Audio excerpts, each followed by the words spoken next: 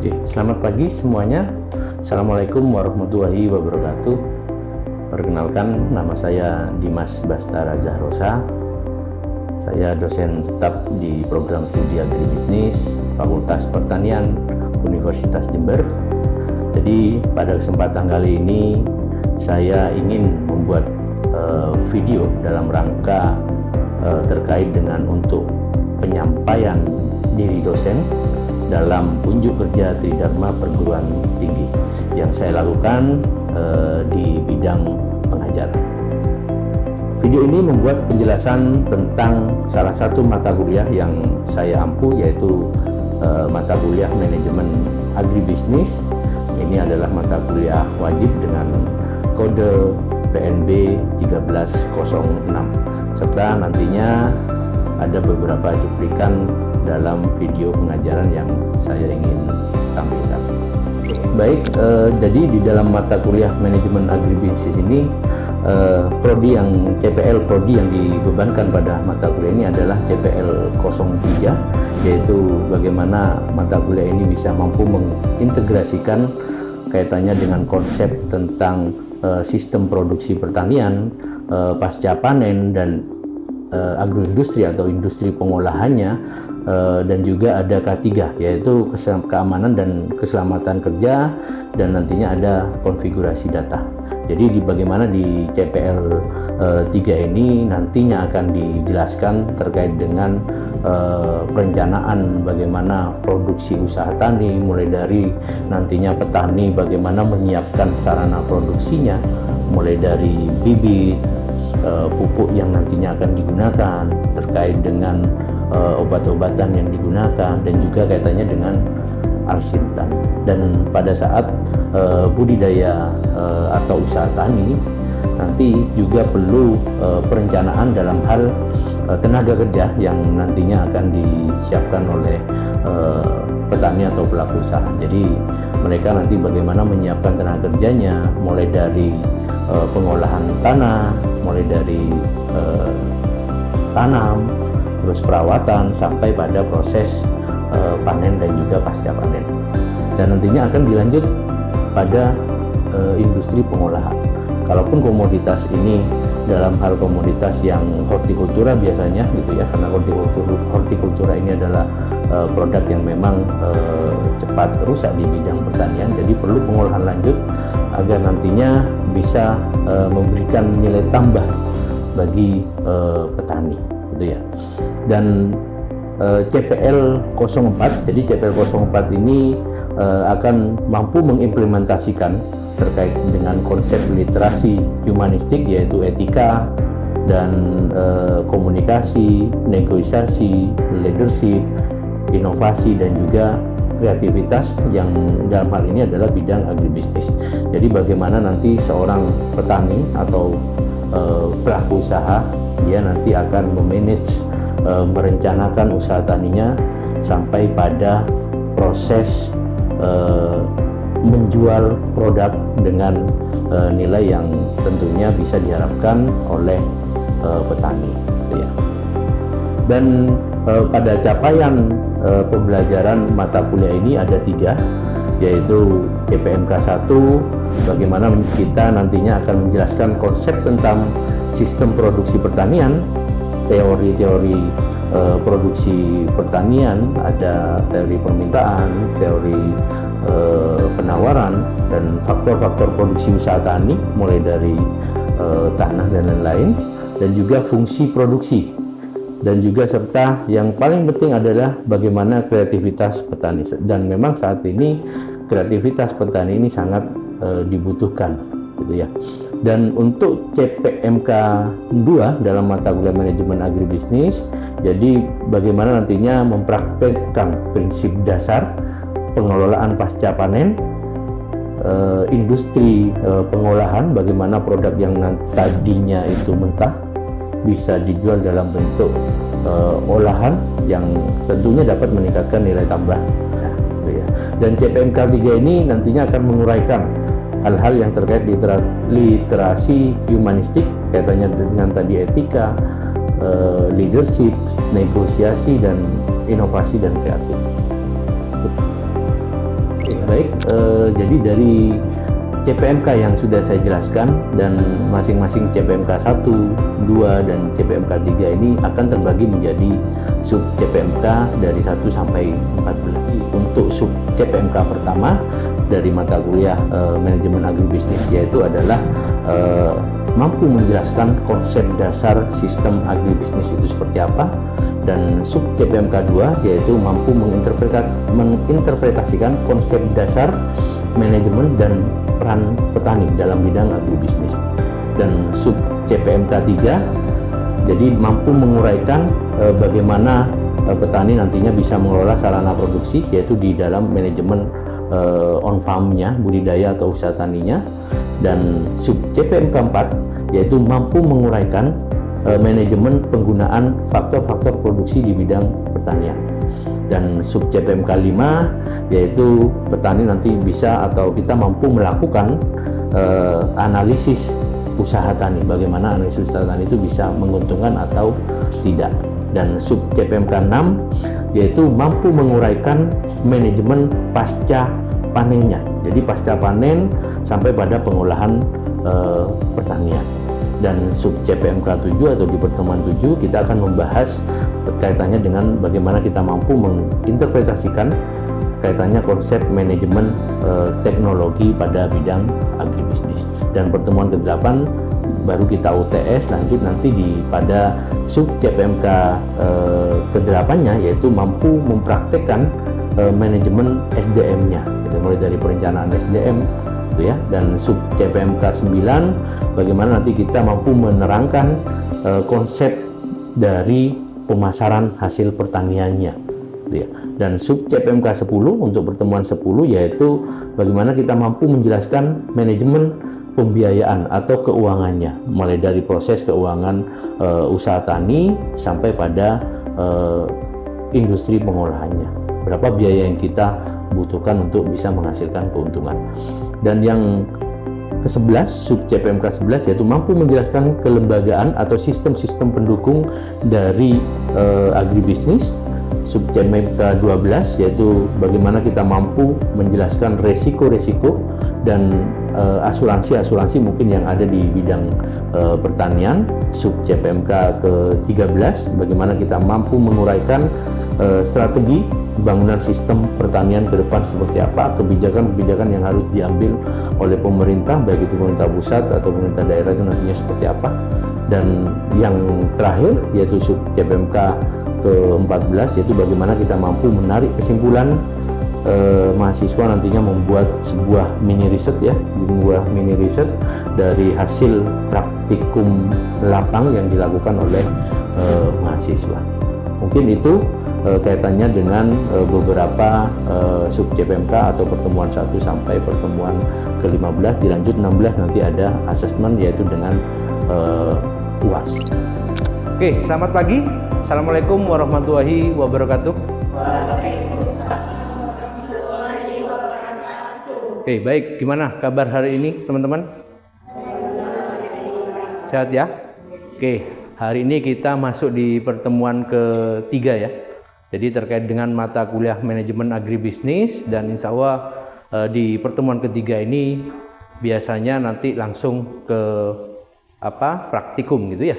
Biasanya langsung praktikum asistensi. Tapi sebelum praktikum, jadi saya ingin memberikan materi kaitannya dengan pertemuan 3 yaitu manajemen produksi usaha tani, gitu ya. Oke, kalau kita melihat di sini, gitu ya, ada 4 pilar subsistem agribisnis, gitu ya. Ada 4 pilar subsistem agribisnis. Mungkin ada yang masih ingat di sini kaitannya dengan agribisnis. Jadi apa yang Anda pahami agribisnis setelah pertemuan pertama dan kedua kemarin? Ada?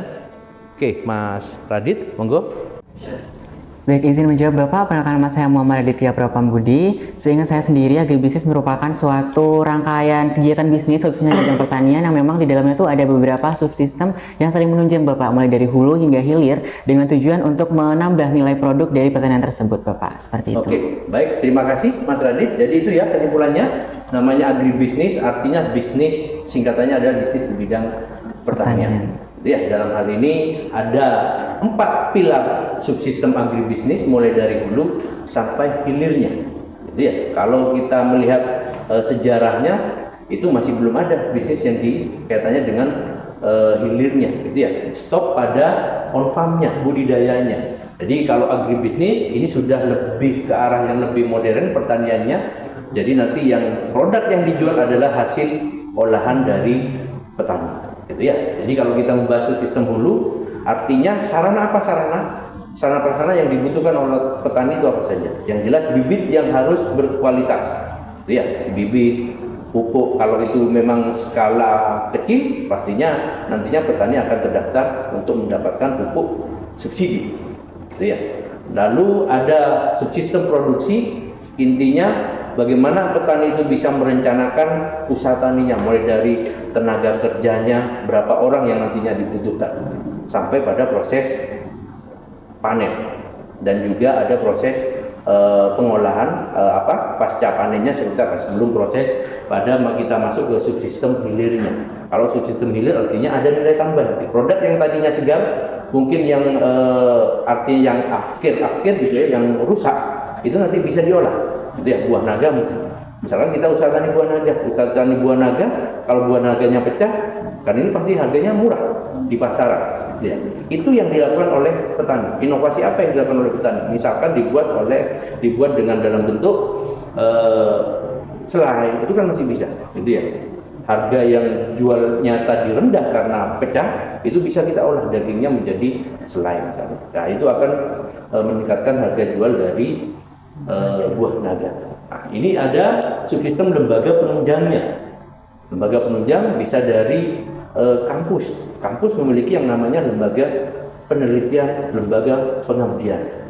Ya. Dan juga ada organisasi lain yang mendukung, misalkan katanya dengan kebijakan pemerintah. Ya. Dan juga ada kelompok tani atau asosiasi. Itu yang dilakukan dalam 4 pilar subsistem agribisnis. Namun kita tidak akan membahas semuanya ini. Yang kita bahas adalah subsistem produksi on farm-nya, itu ya, persiapan di manajemen budidaya usahanya. Oke, kalau kita melihat usaha tani dalam sistem agribisnis, input pertanian ada alsintan, alat-alat mesin pertanian, dan juga saprotannya. Dan tadi bibitnya pasti berkualitas. Ya, bibit berkualitas, ada pupuk, pestisida, dan alat-alat usaha tani lainnya, ada cangkul atau traktor, gitu ya.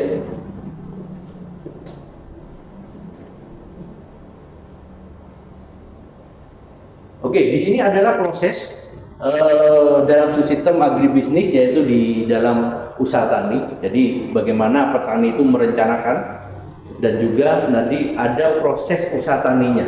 Proses usaha tani mulai dari tanam sampai pada panennya, dan itu pun tergantung petaninya, gitu ya. Yang komoditas yang sekiranya itu paling menguntungkan untuk petani itu apa? Kita bisa nanam pangan, hortikultura, perkebunan, peternakan, perikanan maupun kehutanan. Lalu ada di bidang pemasaran, bisa hasilnya langsung dijual, karena kita bicara agribisnis. Di dalam agribisnis ada olahan, itu ya. Itu lebih menguntungkan jika kita menjual dalam bentuk segarnya. Itu ya. Oke. Baik, kita menginjak slide selanjutnya. Ada usaha tani dalam sistem agribisnis. Tadi yang direncanakan adalah kaitannya dengan bagaimana kita merencanakan bibitnya, tenaga kerjanya, pupuknya, dan segala macamnya yang ada di input pertanian. Ada usaha tani. Usaha tani kita bisa memilih. Petani bisa memilih pangan, perkebunan, tergantung mana yang lebih menguntungkan. Dan nantinya produknya bisa langsung dijual, bisa langsung diolah. Baru olahannya yang dijual ke pasar. Nah, karena kita bicara sistem agribisnis, di mana adalah berbentuk pengolahan, itu yang lebih diutamakan. Oke, jadi kesimpulannya bahwasanya kalau saya ada pertanyaan kaitannya dengan bisnis ini, agribisnis, itu mana sih yang paling menguntungkan? Kalau kita berbisnis di bidang hulu, apakah di bidang hilirnya? Itu yang menguntungkan yang lebih mana menurut kalian? Ada yang bisa menjawab di sini? Saya, Pak. Monggo, Mbak Miska ya. Ya, kalau menurut pendapat saya, yang lebih menguntungkan itu di bisnis hilir, Bapak. Karena di bisnis hilir ini kan sudah terjadi pengolahan, jadi ada penambahan atau pemberian nilai tambah terhadap produk mentah itu, sehingga marginnya bisa lebih tinggi. Kemudian di bisnis hilir ini juga bisa mengurangi resiko dari kerusakan bahan baku yang masih mentah itu. Jadi lebih menguntungkan menurut saya di bisnis hilir. Oke, jawaban yang bagus ya, kaitannya dengan mana yang lebih menguntungkan. Ini adalah bisnis yang di hilir. Oke, mungkin ada pendapat lain dari pertanyaan saya. Oke, monggo Mbak. Ya, izin menjawab Bapak, perkenalkan nama saya Siti Rahayu. Kalau menurut pendapat saya itu lebih menguntungkan yang subsistem hulu dan hilir. Jadi kombinasi antara keduanya nggih. Kalau ada opsi kedua itu. Karena kalau misalkan cuman hilir ya kan dari bahan bakunya itu masih membeli ke pihak lain. Nah, itu cenderung kan untuk harganya mungkin lebih tinggi, juga dari kualitas serta stok bahan bakunya kan mungkin tidak sesuai dengan apa yang kita inginkan kan Pak terkadang. Nah, tapi kalau bisnisnya itu yang kompleks dari hulu sampai hilir, mulai dari bahan bakunya itu pasti terjamin, terus juga dari harganya juga lebih murah, sehingga nantinya di hilirnya itu bisa memiliki nilai tambah yang lebih tinggi, begitu Bapak. Oke, baik, ini argumen yang sangat menarik ya, sangat bagus. Jadi dia mengkombinasikan dua, dari hulu sama hilirnya. Tadi Mbaknya mengatakan bahwasanya kalau dari hilirnya saja bahan baku yang dibutuhkan itu dari orang lain. Ya, tapi kalau hulu dan hilir kita gabungkan, ini ada efisiensi biaya kaitannya dengan pembelian bahan baku. Ini yang menarik. Jadi ada efisiensi biaya dan itu nanti akan meningkatkan harga jualnya. Ya, oke, kita lanjut ke slide selanjutnya. Oke, di sini ada perencanaan usaha tani. Ada 4 ya. Yang pertama adalah pemilihan komoditas pertanian. Jadi pemilihan komoditas pertanian ini kita bisa melihat dari lokasi kita, gitu ya. Komoditas unggulan di wilayah kita itu apa? Misalkan kalau kita di Jember itu pasti ada tembakau, ada kopi, gitu ya, dan lainnya. Jadi kita yang dilihat adalah komoditas unggulan daerahnya itu apa? Gitu yang paling banyak dibudidayakan oleh petani. Dan kalau kita melihat yang kedua, pemilihan lokasi produksi dan penempatan fasilitas. Kalau kita skalanya kecil, ya mungkin di desa-desa itu sudah cukup. Itu ya, skalanya kecil sudah cukup. Usaha tani yang kita jalankan kaitannya dengan kaitannya kalau kita penempatan fasilitas, namanya fasilitas itu irigasinya ada, gitu ya. Tenaga kerja juga gampang mencarinya. Itu lebih pas, gitu ya. Oke, kita lanjut. Ada 4 pertimbangan utama pemilihan lokasi. Ada 4 pertimbangan utama kalau kita memilih lokasi dalam hal budidaya maupun nanti kita melakukan industri pengolahan. Yang pertama kita melihatnya dari tenaga kerja. Tenaga kerja kita ada tidak? Karena ada sebagian wilayah, ada sebagian daerah itu tenaga kerja itu yang mengambilnya dari luar. Karena banyak tenaga kerja di wilayah tersebut itu bekerja di luar wilayah atau luar negara menjadi TKI. Nah itu yang memungkinkan bahwa nanti kita akan mendapatkan tenaga kerja dari luar. Biayanya yang mahal kalau tenaga kerja dari luar. Lihat. Yang kedua adalah kaitannya dengan sarana fisik. Lihat, sarana fisik kalau budidaya pastinya jaringan irigasinya enak tidak. Gitu ya. Jaringan irigasinya ada air atau tidak. Kalaupun tidak ada air, kalau kita melakukan pengeboran itu kedalamannya sampai berapa? Ya, itu yang kita pikirkan. Yang ketiga, kaitannya dengan lokasi pasar. Kalau kita budidaya di desa A dan lokasi pasar ada di desa N atau M gitu, itu kan jaraknya jauh. Mana yang lebih tepat? Kira-kira itu. Jadi kita melihatnya budidayanya itu apakah memang kita memilih dekat yang pasar atau tidak. Gitu ya.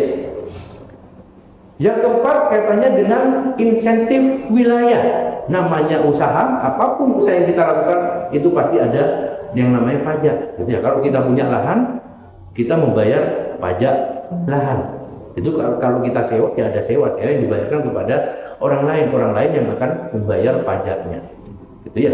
Oke, dari set ini mungkin ada yang ditanyakan. Monggo, Mbak. Izin bertanya Bapak, perkenalkan nama saya Jessica Indah Pratiwi. Nah, jika kita ingin mendirikan perusahaan atau suatu usaha itu lokasi yang dipilih sebaiknya dekat dengan lokasi pasar atau sumber bahan bakunya. Oke, baik. Ini pertanyaan yang bagus ya. Kalau kita bicara kaitannya dengan industri pengolahan, gitu ya. Kalau kita bicara industri pengolahan, artinya ada bahan baku di sana yang kita butuhkan. Nah, kita melihat nih, Kita melihat yang kiranya dekat dengan bahan baku atau dekat dengan pasar yang nantinya akan kita pasarkan produk kita. Jadi yang kita pilih adalah kita harus menghitung, Mbak. Kita harus menghitung berapa biaya transportasinya. Biaya transportasi misalkan mengambil bahan baku, dan juga kita harus menghitung juga biaya transportasinya ke arah pasarnya. Itu yang nantinya kita pertimbangkan. Itu yang perlu menjadi perhatian, bahwasanya kita harus bisa menghitung, menganalisis dulu. Jadi kalau memang pilihan komoditasnya misalkan singkong itu kan berat. Kalau dibawa oleh transportasi yang namanya misalkan pick up atau truk, ya itu kan juga memerlukan fasilitas atau transportasi yang mungkin agak mahal, gitu ya. Nah itu yang perlu dipertimbangkan. Oke, mungkin itu ya. Kita lanjut selanjutnya. Oke, ini skala usaha pertanian kita. Skala usaha pertanian kita ada skala usaha kecil, gitu ya, menengah atau skala besar. Kalau skala kecil itu yang biasa kita lihat di desa-desa, itu skala kecil yang luasannya mungkin tidak sampai seperempat hektar, gitu ya, hanya 1000 hektar, 0,1 ya, 0,1 hektar. Itu yang diusahakan kebanyakan. Tapi kalau sudah skalanya besar, nah kita biasanya ini adalah pelaku usaha yang sudah bermodal ya. Biasanya di Kalimantan, di Sulawesi, di Riau gitu ya. Nah, ini kaitannya dengan perusahaan-perusahaan atau budidaya sawit sekaligus dengan bentuk olahannya, gitu ya. Itu kaitannya dengan skala usaha. Oke, ini perencanaan produksi pertanian. Apa sih yang harus kita rencanakan sebelum melakukan usaha? Ada perencanaan. Dia suatu usaha produksi yang baru melakukan perencanaan yang bersifat umum disebut sebagai perencanaan. Kita mulai ide usaha Pak, gitu ya. Jangan sampai kadang-kadang itu ikut-ikutan, gitu ya. Di sana atau di wilayah lain, misalkan nanam bawang merah. Di bawang merah kan Probolinggo tuh yang paling banyak, atau Nganjuk kalau di Jawa Timur. Coba kita terapkan di Jember. Nah itu juga kita pertimbangkan, apakah bawang merah itu cocok ditanam di wilayah Jember atau tidak. Itu ya, itu yang juga perlu dipertimbangkan. Ide-ide usaha yang sekiranya menguntungkan, gitu ya. Sampai pada nantinya perencanaan produksi, implementasi produksi, sampai pada evaluasi perbaikan. Nah, ini salah satu contoh hasil publikasi jurnal yang kaitannya dengan agribisnis. Ya, yang pertama ini katanya kalau saya menulisnya itu adalah pengembangan usaha ulat sutra. Gitu ya, pengembangan ulat sutra. Mungkin kalian belum pernah melihat bentuknya ulat sutra itu seperti apa. Gitu ya. Kalau dari hasil riset saya, ini kaitannya dengan manajemen usaha ulat sutra sampai pada proses bagaimana ke depannya, strategi pengembangannya seperti apa. Nah, ini kita lakukan riset saya pada saat itu di wilayah Pasuruan. Ya, jadi ada budidaya ulat sutra. Ulat sutra artinya ulat yang menghasilkan benang sutra. Benang sutra yang kita tahu adalah benang yang kualitasnya premium, yang mahal kan, gitu ya. Kalau kita punya kain atau orang tua kita punya kain di rumahnya yang berbahan baku adalah sutra, itu pasti harganya mahal, gitu ya. Itu dari ulat dan budidayanya itu yang kita tahu budidaya ulat sutra ini namanya, ulat sutranya adalah Bombyx mori, gitu ya. Kalau bahasa ilmiahnya adalah Samia rigini, gitu ya. Bahasa ilmiahnya adalah ulat sutra. Jadi budidaya ini hanya sekitar 45 hari sudah bisa dipanen. Dia sudah bisa menjadi kepompong, gitu ya. Jadi 45 hari dia sudah bisa menjadi kepompong, dan pakannya adalah daun singkong, gitu ya. Daun singkong dan juga tanaman jarak ya. Kalau kalian tahu ya, ada tanaman jarak itu yang pakannya ulat sutra. Jadi petani di sana itu bagaimana dia manajemen waktunya. Pakannya sangat murah. Ini namanya pohon jarak. Ini kan adalah tanaman-tanaman liar, gitu ya. Jadi mereka budidaya di wilayah ya sedikit agak ke hutan, gitu ya. Jadi itu yang mereka kembangkan sampai mereka menjual dalam bentuk kain. Produknya banyak, ada sepatu yang dari kain sutra, ada tas yang berdasar dari kain sutra, ada baju yang sutra, gitu ya. Nah, jadi itu yang dibahas kaitannya dengan jurnal-jurnal yang berhubungan dengan mata kuliah kita hari ini. Ya, oke, mungkin itu ya materi yang bisa saya sampaikan. Tapi sebelumnya saya ingin memberikan tugas kelompok.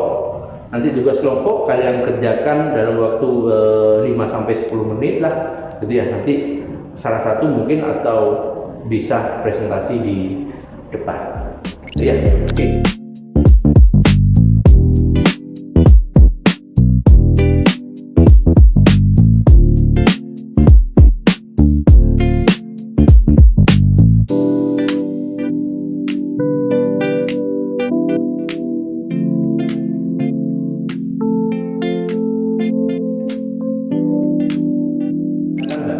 Oke, baik. Jadi sesuai tugas yang diberikan tadi mengenai perencanaan produksi dalam usaha tani. Jadi kelompok kami di kelompok 3 ini perencanaan produksinya di komoditas edamame. Jadi yang pertama sebelum kita melakukan pra-perencanaan, yaitu dengan melihat pemilihan komoditas yang didasarkan pada analisis pasar. Di sini contohnya yang kami angkat itu komoditasnya yaitu edamame. Kemudian setelah kita memilih komoditas dan setelah melakukan analisis pasar tadi, yang kedua kita melihat perencanaan skala dan luas lahan. Jadi kita targetnya ini ingin hasil panennya itu seberapa banyak sehingga disesuaikan dengan luas lahannya. Kemudian yang ketiga ada penyusunan jadwal dan pola tanam. Kenapa perlu dilakukan penyusunan jadwal dan pola tanam? Karena kita menghindari dari penjadwalan itu bersamaan dengan panen raya. Kalau misalnya nanti kita nggak menentukan penjadwalan dalam penanaman, takutnya nanti kita bentrokan dengan panen raya dan berakibat ke harga yang terlalu murah karena terjadi panen raya. Kemudian yang keempat ada perencanaan sarana produksi yang meliputi input. Misalnya tadi kita udah menentukan nih komoditasnya yaitu edamame. Nah, kita mau pakai benih unggul yang jenis apa kayak gitu. Terus kemudian pupuknya nanti pupuk apa saja dan kapan kita akan melakukan pemupukan. Kemudian alat dan mesin pertanian apa yang mau kita gunakan. Kemudian yang kelima yaitu ada perencanaan tenaga kerja dan anggaran. Kita juga melihat dalam pengimplementasian dari perencanaan tadi, kira-kira kita butuh tenaga kerja berapa sih, kemudian anggaran dari biaya variabel dan biaya tetapnya itu berapa. Kemudian yang terakhir setelah kita mengimplementasikan semua dari perencanaan tersebut, yang terakhir kita melakukan mitigasi resiko dan juga evaluasi dari penanaman tersebut, kemudian lanjut ke rencana pasca panen. Kurang lebih seperti itu, Pak. Oke, baik, terima kasih. Dari kelompok 3 kita beri aplaus ya. Oke, dari paparan kelompok 3 kaitannya dengan pemilihan komoditas adalah edamame. Ada yang mau ditanyakan kaitannya dengan paparan dari kelompok 3? Oke, monggo, Mbak. Baik, terima kasih Bapak atas kesempatannya. Saya Nadia Herunisa mewakili kelompok 2 ingin bertanya kepada kelompok 3. Nah, menarik sekali pembahasan terkait komoditas edamame ini. Menurut kelompok 3 sendiri, bagaimana sih prospek dan juga potensi dari komoditas edamame ini terutama untuk di Kabupaten Jember? Oke, monggo bisa langsung dijawab. Baik, terima kasih sekali atas pertanyaannya. Untuk prospek kerjanya, jadi di Jember ini ada suatu perusahaan namanya Mitra Tani 27. Perusahaan ini bergerak di bidang pengolahan terkait edamame, sehingga di sini para petani itu dapat bermitra atau bekerjasama dengan perusahaan ini. Itulah prospek kerja dari edamame tersebut di Kabupaten Jember. Oke, baik, mungkin itu saja ya materi kita hari ini kaitannya dengan manajemen produksi usaha tani. Kita ketemu di minggu depan kaitannya dengan materi manajemen produksi untuk agroindustrinya. Oke, kita ketemu di minggu depan. Kurang lebihnya saya mohon maaf. Selamat siang. Assalamualaikum warahmatullahi wabarakatuh.